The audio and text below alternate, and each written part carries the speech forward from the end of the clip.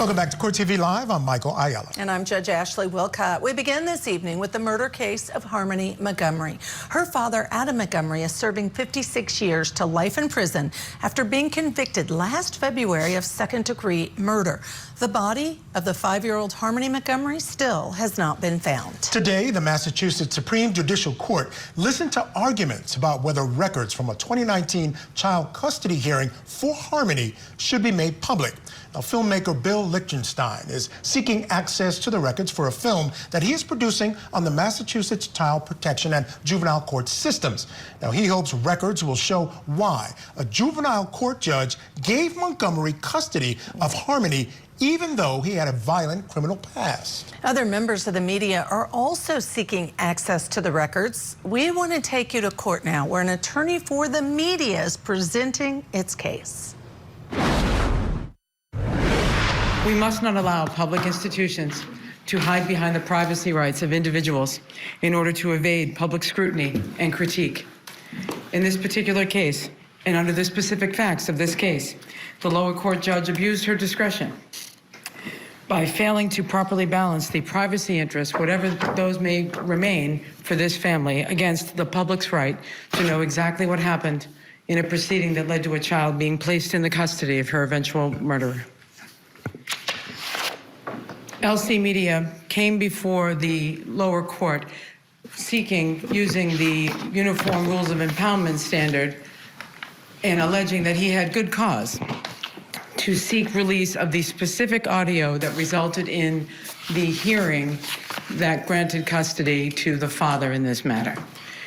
While it is certainly true that, pursuant to its statutory mandate, the Office of the Child Advocate produced a detailed report, it is unquestionable, and that report itself was a summary of information that the OCA determined to be relevant and necessary in order to inform the public. So I agree with you that obviously the most important consideration is trying to figure out what went terribly wrong here.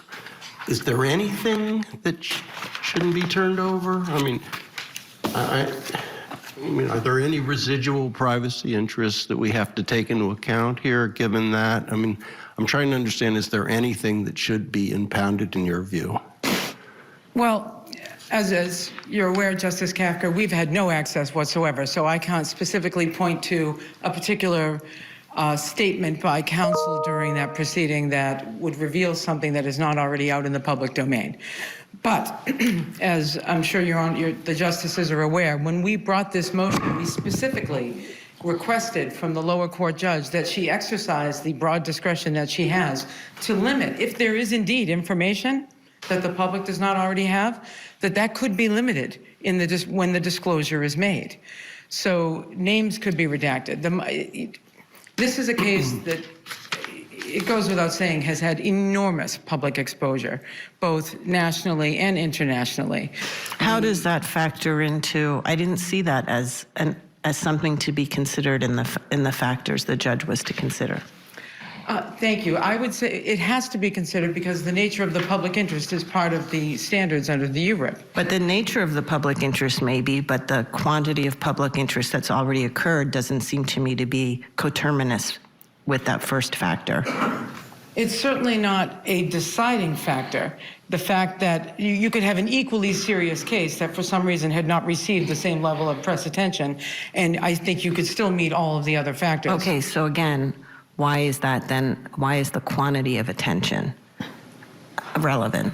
I think it's less the quantity of attention, but the content of the attention that goes to the privacy interest that Justice Kafka was just questioning. And by that, do you mean just the subject matter at issue? Well, the subject matter at issue, but certainly the fact that it appears clear that the underlying statutory scheme for privacy under Chapter 119 is to protect children and families involved in these type of proceedings from the stigma attached to having parents with substance abuse issues, parents who have perhaps performed appalling acts to children, and to protect them from that. In this particular case, the mother herself has freely discussed the substance abuse issues that led her to lose custody of her child.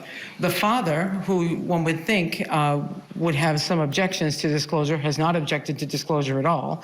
The Department of Children and Families, while they argue strenuously against any sort of waiver of any of the privacy interests, I would respectfully suggest that the design of the statute is not to protect the government agency that's operating. Do they have any privacy interest, the DCF? I mean, I understand how the mother can have a privacy interest, the father, the children, and maybe even the adopted siblings, but DCF has no privacy interest, right, whatsoever? I agree with that. I agree with that completely, Justice Kafka. I don't, while the department has, in this case and in others I've argued, asserted that the names of the social workers, for example, should be kept private because they're considered under Section 38 of 119 names of the parties. I dispute that. I don't think the names of government actors in the course of their public employment constitute a privacy interest. Certainly, none of these proceedings involve personal facts about the individual social workers. Well, they do in the sense that the Office for Children finds fault with at least one of the, it finds fault with DCF. I'm not sure the individuals they find fault with, right? But that report finds fault with DCF, correct? Yes, that and report. Particular individuals of DCF? Well, the report specifically criticizes counsel for DCF for their lack of legal argument and motions practice in terms of highlighting the department's position in that case. So I suppose technically that's a specific individual at DCF as opposed to the agency as a whole So that they would be might identified. so they might have some privacy interests, or maybe not. I don't know. I would certainly hesitate to suggest that a government employee who by another oversight agency has been accused of not having performed their duties diligently and appropriately has a privacy interest in protecting public exposure. That's exactly how the public and the press, through that conduit, and the legislature inform themselves over what reforms are necessary. And I wish to be clear, of course, that this is a case based on these facts, just as MC requires. There must be a factual analysis of this specific case. We are not seeking to reform the entire system. We are seeking to inform the public and the press and the legislature, who has been asked by the OCA report to consider a number of recommendations that would completely alter, for example, the child-directed advocacy model that currently exists for CBCS. We are taking the position that the OCA report, while lengthy. You are seeking to reform the system, right? That's a big part of your brief is that you feel the investigation here will improve the system and correct the errors that were made, correct? So that we don't do this ever again, or we do whatever humanly possible to avoid doing this again. There are systemic changes that need to be made. There are seismic shifts that need to happen in the entire juvenile court model. There's no question about that. But this specific case, nobody knows, not the legislature, not anybody outside of the parties themselves and the OCA knows what exactly happened during that hearing that resulted in the court granting custody. And the OCA... Is that the extent of your request at this point? Because I thought you were requesting, there was an August 2014 temporary custody proceeding. There was a July 15th trial, 2015, December 2018 hearing where the judge issued the request for an expedited interstate compact on the placement of children report, and then there is the February 2019 review. Which of those four, or all of those four, what are you looking for? My client initially filed his motion pro se, but was specifically seeking access to the audio for the February 2019 proceeding. Okay, and that's the limit of your request at this point? At this point, and again, the judge is given broad discretion to craft an order that shields any potential private information that may still be out there. I don't know what it is. I don't know. But let's go back one. I mean, you're alluding to the judge's broad discretion to craft whatever parameters might be necessary. But if you go back a few dominoes, the judge has discretion to allow your client's request for access or not. And that is subject to an abuse of discretion standard. You started off your argument by saying the public's right to know. So there's really not a right to know here. There is a process by which you can seek to have some access, and the judge, my concern here is you have an abuse of discretion standard. There were certain factors that were weighed in ways that you perhaps disagree with, but does that rise to the level of an abuse of that judge's discretion, or are you asking us to substitute our judgment for the trial judge's judgment? I am not asking you to substitute your judgment. My suggestion is that the lower court judge did abuse her discretion in two specific ways, in a number of ways that I take issue with, but two that I think are quite specific. First, there is no real analysis in the judge's decision of the actual privacy interests at stake here. There is a passing reference to perhaps the privacy interests of other children that the mother may have. And of course, everybody, while arguing this matter below, kept referencing Section 38 of Chapter 119, which says it shall be unlawful to publish the names of parties to these proceedings. Mother's subsequent children are not parties to these proceedings, so that would not have protected them. So I found the judge made no specific finding as to what privacy interests remained and how those privacy interests would be affected by disclosure. I believe that was an abuse of her discretion. She was required to do that.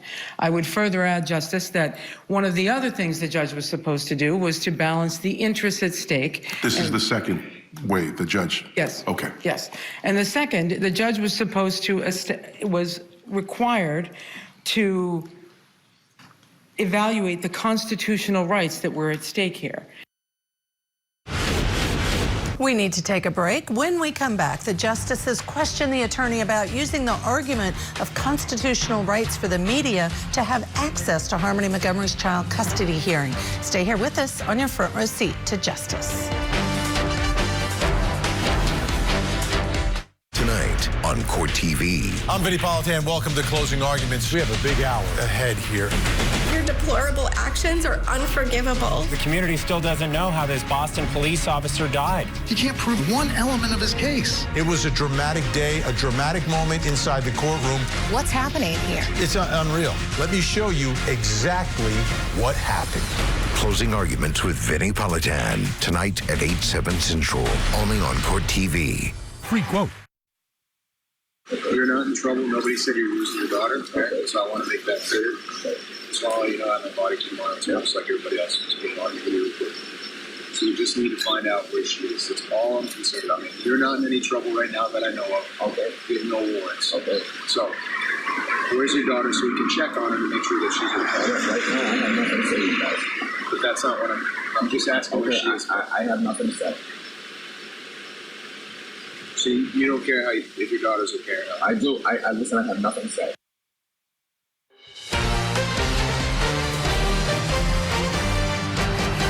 Yeah, who can forget that? That was Adam Montgomery. He was being uncooperative with police who were looking for his missing daughter, 5-year-old Harmony Montgomery. Now, Adam would later be charged and convicted in Harmony's death. Now, during a child custody hearing in February of 2019, a juvenile court judge in Massachusetts gave him custody of Harmony, even though he had a violent criminal past. Now, the Massachusetts Supreme Judicial Court is listening to arguments over whether to make those records public to the media. A film documentarian wants to have those records. To make that, let's head back into court.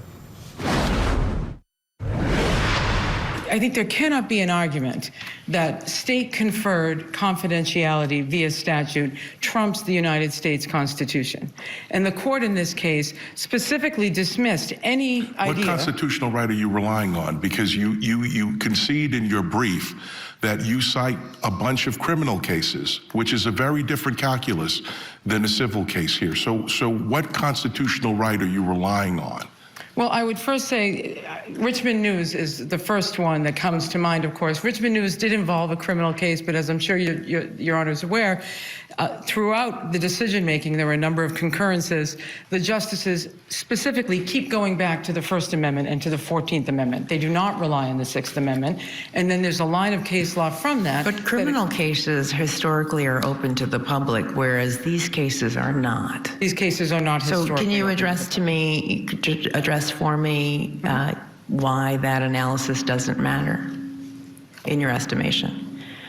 I am not suggesting that, like criminal cases, every juvenile court case should be open to the public. I'm not asking for a blanket rule that applies in criminal matters. No, but you're arguing on the constitutional prong of that Rule 11 analysis, and I'm wondering why you're equating access, the right to access to these proceedings, which historically has not been allowed, with those in the criminal proceeding. So there is an extensive line of cases referring to both civil and criminal matters that discusses the fact that the right to speak implies a right to listen. The right to freedom of the press implies a right to gather information. There is an excellent quote by Justice Stewart in his concurrence in Richmond, where he essentially says, we don't expect our public institutions to be fallible, but it's extremely difficult for the public to understand that which it is not allowed to observe. I think particularly taking into account the URIP factors that exist here, there is a constitutional right of the press to access. How do we measure the community interest prong of MC?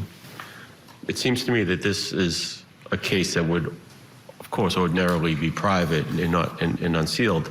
And what makes this case different when you go through the factors is the level of community interest. How is a judge to measure that? Well, it is certainly within the judge's discretion to do that, and I think that that's part of the balancing But how? test. Well, I think that's part of the balancing test that didn't occur here, is to say, so what is the level of community interest? In this case, the level of community Is it if the local paper? incredibly high. Yeah. I'm sorry? Is it if the local paper wants to write about it, or is it, how is this measured? How is it applied? I think it requires a number of different factors, one of which, for example, is it just the local press? Is it the Lowell Sun reporting on this? Or is it the Washington Post? Is it a number of different media outlets? It shouldn't matter whether it's the Washington Post or the local newspaper. It's got to be based on the fact that there's been a terrible governmental error here, right? That's what provides the constitutional. This is a different case. It's not an ordinary juvenile case. There's been a terrible error that's resulted in the death of a child, and the public has a right to understand that, right? It's not whether the Washington Post or the Lowell paper is interested in it. It's the government's made a big mistake here, and we got to figure out why. Oh, I agree with that, but I was specifically responding to Justice Gaziano's question, does it matter if it's just the local paper? And I'm saying, why should it matter if it's national or local? if no one knows about it, respectfully, if no one knows about it except for one member of the family who attempts to get public attention, and that person seeks to generate public interest to highlight this horrific act that occurred, that could be sufficient in terms of community interest. Can I just want to make sure you keep saying that there were things that the trial judge didn't do. So why isn't this more of a case for remand than it is for this court to order access? You keep saying she didn't balance the community interest. She didn't balance the constitutional concerns. All of these different things that you claim the judge did not do. Why isn't this a remand case then? It could be a remand. That's certainly within your authority to do, to remand and to ask the lower court judge to actually balance the freedom of access that we are alleging is part and parcel of the freedom of the press that is protected under Article 16 and the First Amendment. You could certainly remand it to her to do that, but I think the facts just within the four corners of the judge's decision are also sufficient for you to determine an abuse of discretion was made and a clear error was made and issue a different decision. I don't know if I follow that, because if I marry Justice Wolohochen, Justice Kafka, and Justice Gaziano's concerned about what's the limiting principle here, because there are a bunch of these different factors, but you seem to be arguing that the first among equals is how much people want to know.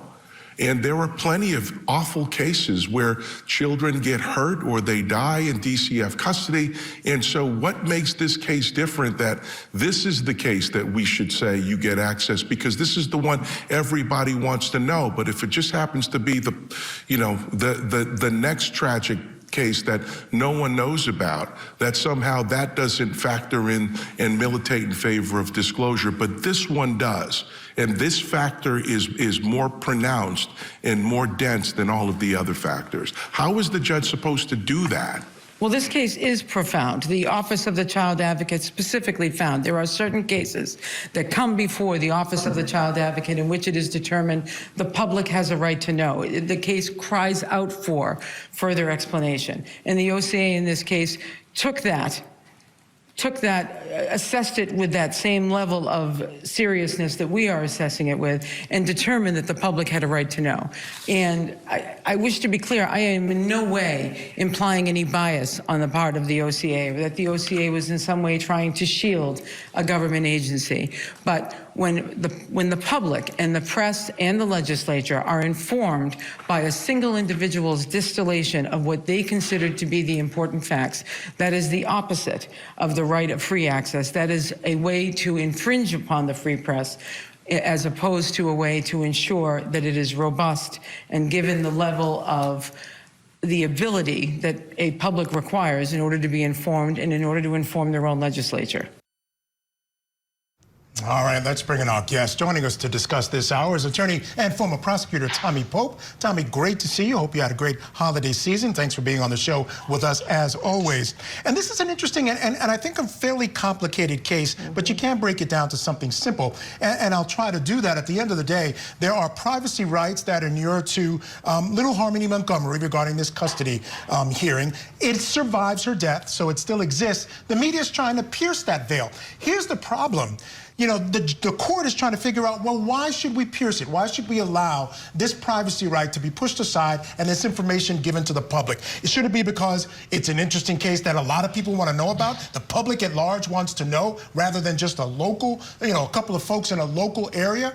Or is it something more important, like the fact that the government made a very bad mistake and we need to know about it? I think that is the much stronger ground. But this attorney doesn't seem to be wanting to go there. You know, I thought we were heading in the direction of a remand, you know, because she kept making the points that the judge didn't make certain findings within the discretion. I will point out, Judge Michael, this is why Tommy likes to be in the courtroom and not in appellate law. While this was extremely stimulating, it reminded me of being back in law school class, you know, when you never quite got to the right answer before you were hit with a question from another angle. And so it's going to be interesting to see how the court rules. Again, the fact, you know, I always talk about we want to try cases in the courtroom. We want them heard, but we want the public to have a trust in our system. And it clearly seems like there was a breakdown.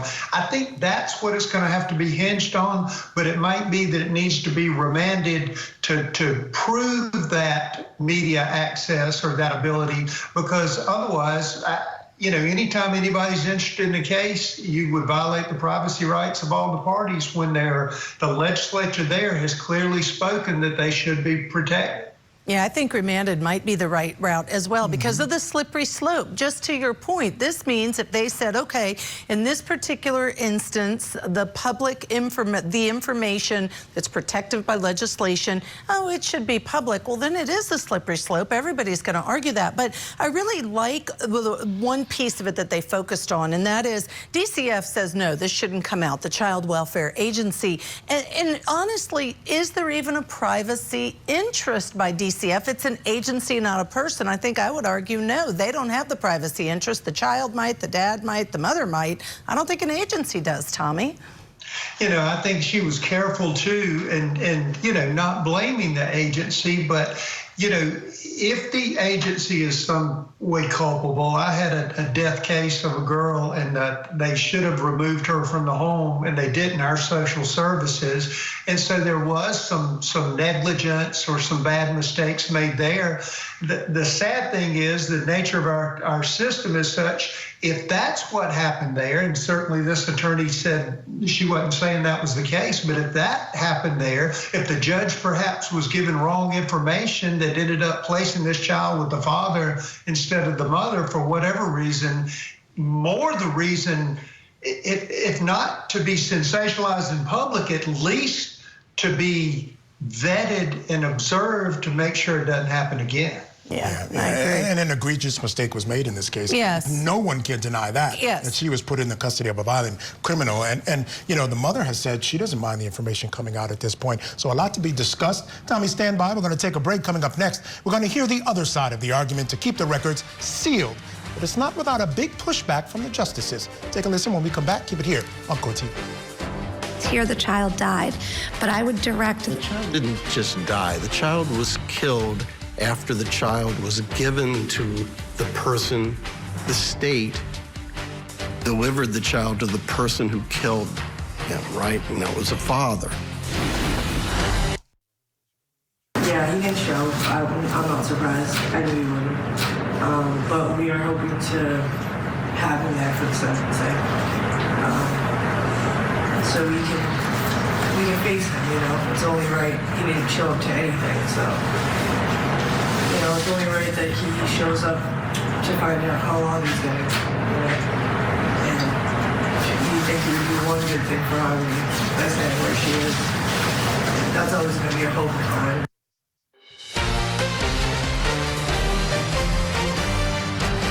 Welcome back to Court TV Live. I'm Ashley Wilcott. And I'm Michael Ayala. Now that was Crystal Sori. Now she's the mother of 5-year-old Harmony Montgomery, reacting after a jury found Harmony's father, Adam Montgomery, guilty of killing the child. Now you may recall, during the trial, Montgomery never came to court and he was not there when the verdict came down. His violent criminal past is now the subject of a hearing in the Massachusetts Supreme Judicial Court.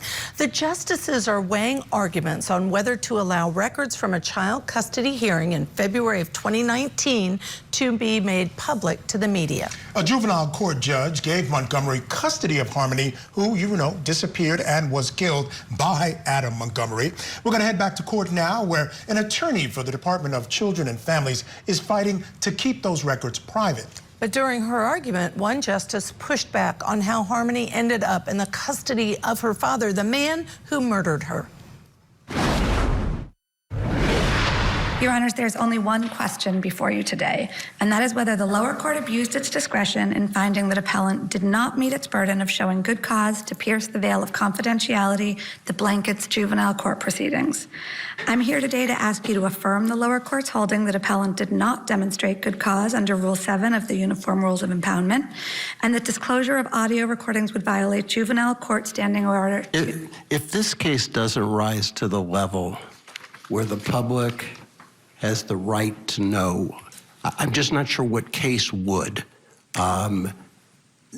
We've got a little girl's, been killed because of errors that we've recognized here, but we haven't fully divulged or disclosed.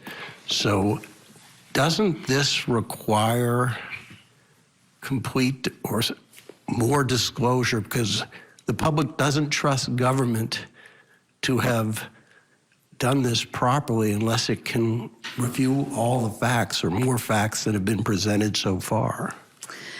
So the answer, I would say, is no. It doesn't rise to the level. I think it does. One doesn't? I think it rose to the level in the sense that there is an oversight agency that looks at cases such as this where the public does require. But the public doesn't have to rely on an executive branch agency to do the vetting. Usually, the public relies on the press. That's true in cases that do not occur in juvenile court, but in juvenile court, right. So what is the continuing privacy interest of anybody who's implicated by the February 2019 hearing, which is, I understand, that the only thing that's at issue? So first, I want to address the child's continued privacy interest, because I think these privacy interests are at the heart of this case. And I want to be clear that there is no showing that's been made that death extinguishes privacy rights. Just to be clear, you're applying the MC standard, correct? I'm applying the MC standard. I think that certainly identifies the issues for consideration before the court. Do you concede it applies in this case? I don't concede it necessarily applies in this case. It's complicated. Why not? MC1 is very clear that this applies only to parties and to the Commonwealth. MC1 also is clear that Rule 11 does apply to juvenile court records. So I don't think clarification has been made about whether this is the test to apply. Well, should it? What would be the alternative test? So in this particular set of circumstances, the alternative test... Well, it can't be a test based on each different case. What is the test for an interested non-party? So in this particular circumstances, I only mean in the juvenile court context, you have Standing Order 2-09, which discusses the means to access audio recordings in a closed proceeding. They're made available in appellate matters, and then if there is another reason for them, similarly to the Rule 7 procedure, an affidavit is filed, and then the judge has discretion to make a determination either with or without a hearing. Using what standard? Right. They don't, so the order itself... well, of course, it doesn't lay it out. The question is only whether the factors that are ordinarily used for lifting of impoundment or impounding should apply in this context where the statute orders that these proceedings are confidential. I would believe that it does, and the reason I would believe that it does is because it clearly lays out the factors that have been identified as relevant for consideration in determining whether juvenile court records should be unimpounded. With that said, the first test we look to is the nature of the parties in the controversy, and I think that the fact that this is a non-party seeking access is highly relevant to the balancing act of that. But you're referring to the privacy interest of the child who's been killed.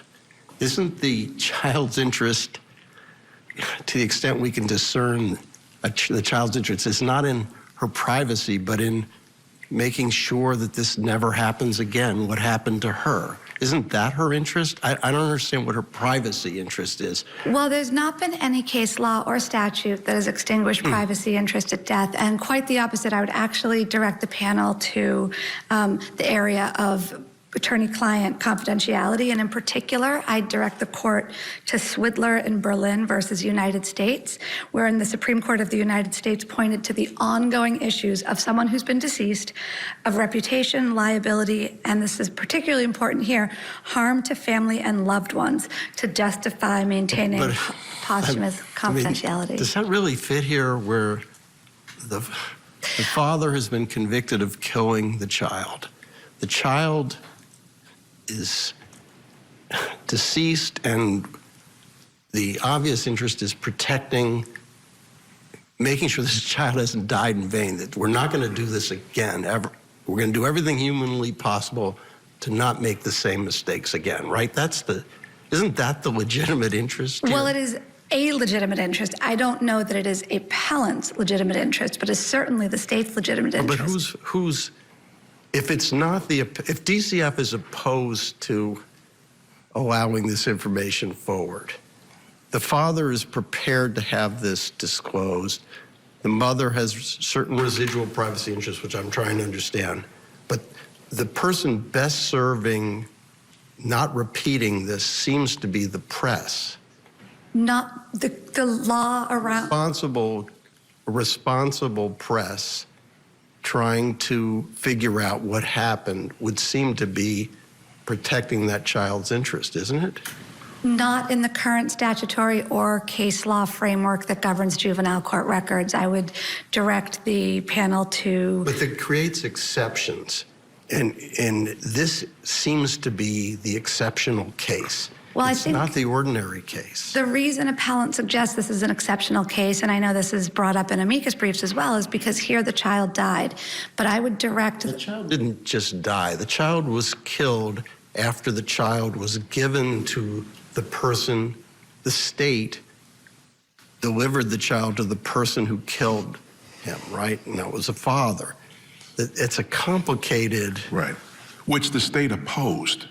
The state did oppose. So you can see the optics of that, right? You delivered, the child was delivered to the very person DCF opposed the child being delivered to, and then this tragedy happened. So why isn't the sunshine sanitation of this be, let's see what happened, open it up? Because the intimacy, the intimate nature of the details that exist in care and protection cases warrant confidentiality. But under that rule, we would never allow care and protection proceedings to be open.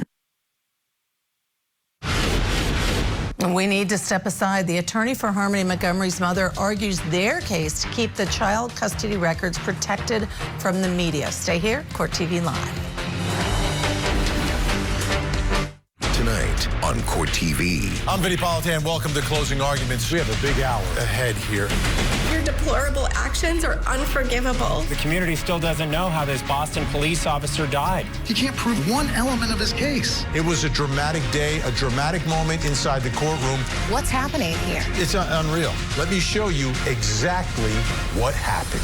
Closing Arguments with Vinny Politan. Tonight at 8/7 Central. Only on Court TV.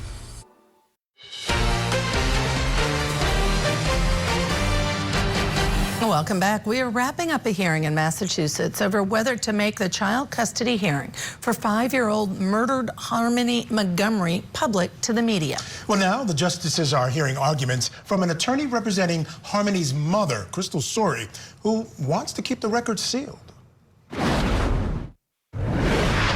I understand also that there's some disagreement about what has been made public by the mother and what hasn't been. But why is it not possible to go through the transcript and identify private material of the mother that she hasn't already disclosed? If she's been on TV or she's been talking about her substance abuse or whatever her problems were before, why couldn't you do that? Right, so I kind of a two-part answer. One, as I said, in this case, it may have been possible to do that. The test, as we've already discussed this morning. So wouldn't that solve your client's interest in that if you just go through the transcript and redact out mom's personal information? It could potentially.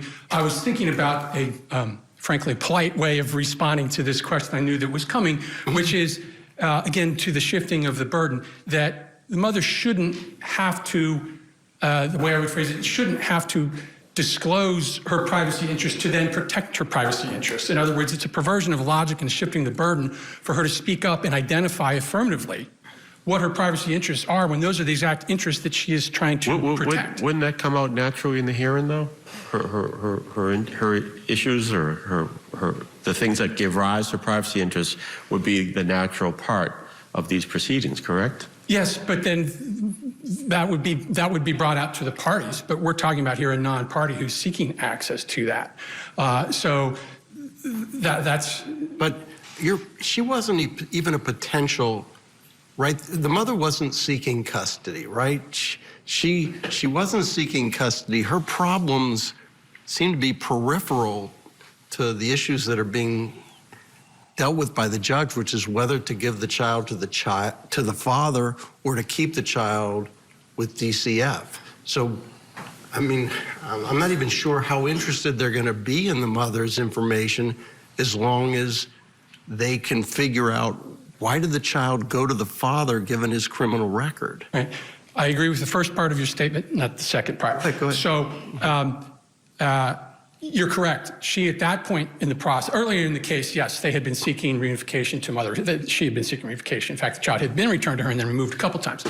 At that point in the process, no. They were only looking at the father. But what I don't agree to is the use of your term peripheral. The whole point of 11938 for privacy interests. Fair point. Yeah. But that's not most likely to be what the focus of the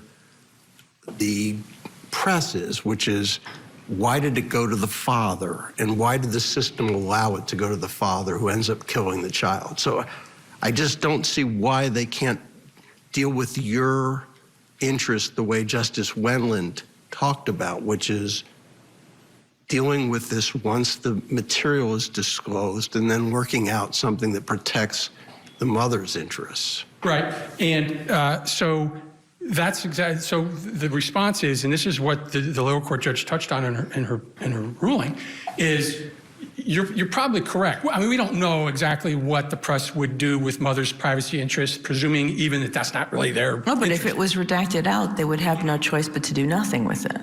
Yeah, so that would be fine for your client. They wouldn't right? have it. Or they'd have to agree to a confidentiality. That might be possible, but to try and respond to your question, we don't know what the press would do with that, and that was the judge's exact point in her ruling, is once it's out, there's no meaningful remedy Well, there's contempt. I mean, that, to me, that seemed... That doesn't... I'm sorry, go ahead. Well, it may not satisfy you, but it's certainly what the judge can do to enforce an order. That is certainly an option available to her. It wouldn't satisfy protection of the privacy interest, and that was a basis for a decision. And that doesn't rise to the level of abuse of discretion here. Would redaction satisfy privacy interests?